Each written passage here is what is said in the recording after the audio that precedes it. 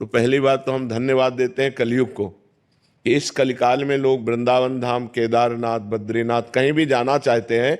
ये बड़े सौभाग्य का विषय है, जाना चाहिए, क्योंकि भगवान के ये परम प्रिय मंगलमय स्थानों में जाने से हमारी अपवित्रता नष्ट होती है, हमारे हृदय में पवित्र ज्ञान होता है, भक्त और भगवान के प्रति श्रद्धा प्रकट होती है। जाना चाहिए, पर कैसे जाना चाहिए?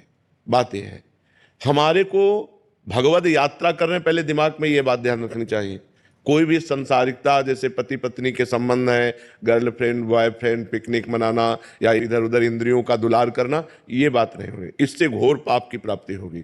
जैसे आप यहाँ कोई संसार में पाप हो जाए और आप वृंदावन धाम आए, केदारनाथ गए, बद्रीनाथ गए, तो आपके पाप नष्ट हो जाएंगे, क्योंकि परम पवित्र स्थान में ऐसी क्षमता है। लेकिन वहाँ पाप कर लिए आप, तो अब त्रिभुवन में कहाँ जाओगे?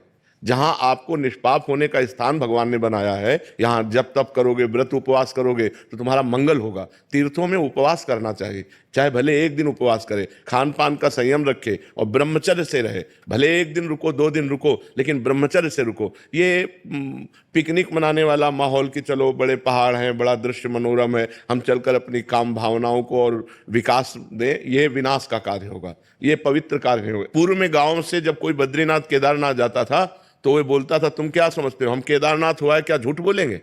मतलब वो इस बात को साक्षी देते थे कि हम झूठ भी नहीं बोल सकते, क्योंकि हम केदारनाथ हुआ है, हम बद्रीनाथ हुआ है, हम भगवान के दर्शन करके आ गए, तो अब हम झूठ भी नहीं बोल सकते। और आजकल लोग गाड़ियों में जाते हैं, होटल बुक करते हैं और गंदी बातें करते हैं, सो ठीक नहीं है। जाना तो ठीक है, लेकिन ऐसे जाना ठीक नहीं कि पिकनिक मनोरंजन अपने मनाने के लिए आप वहां जाओ तो घोर पाप हो जाएगा और उसका निस्तरण नरक में ही होगा, फिर नरक भोगना पड़ेगा। इसलिए ऐसे लोग तो जाएं मत। जिनको विलासिता करनी है वो लोग जाएं, जो तप करना चाहते हैं, जो भजन करना चाहते हैं, जो उपवास करके अपने पापों का नाश करके भगवान के प्रति बढ़ना चाहते हैं, उनको जाना चाहिए। और ये जो लोग विलासिता के लिए जाते हैं, हम कहते हैं मत आओ, क्योंकि यहां पाप कर लोगे तो कहां जाओगे? अब बड़े बड़े होटल बने, होटल बुक किए और बंबई कलकत्ता की जैसी विलासिता करते हैं और पाप करके फिर यहां से चले जाते हैं, तो उनको कहां सुख शांति प्राप्त होगी? तो हम ये विनय करते हैं सबसे कि जैसे धामों में, तीर्थों में, भगवान के पवित्र स्थानों में जाया जाता, वैसे बनकर जाओ। गंदी बातें करने मत जाओ। गंदी बातें करना है तो अपना घर अच्छा है, क्योंकि जब कभी तुम्हारी सद्भावना बनेगी, चलो केदारनाथ चलते हैं, बद्रीनाथ, तो आप पवित्र हो जाओगे। लेकिन वहां यदि पाप किए तो कहां पवित्र होगे? दुनिया में कौन सा स्थान है जो इन पवित्र स्थानों में, भगवत धामों में पाप करने के बाद आप पवित्र हो सको? इसलिए ये भीड़ तो हम प्रणाम करते हैं, कम से कम कलयुग में लोग संतों के प्रति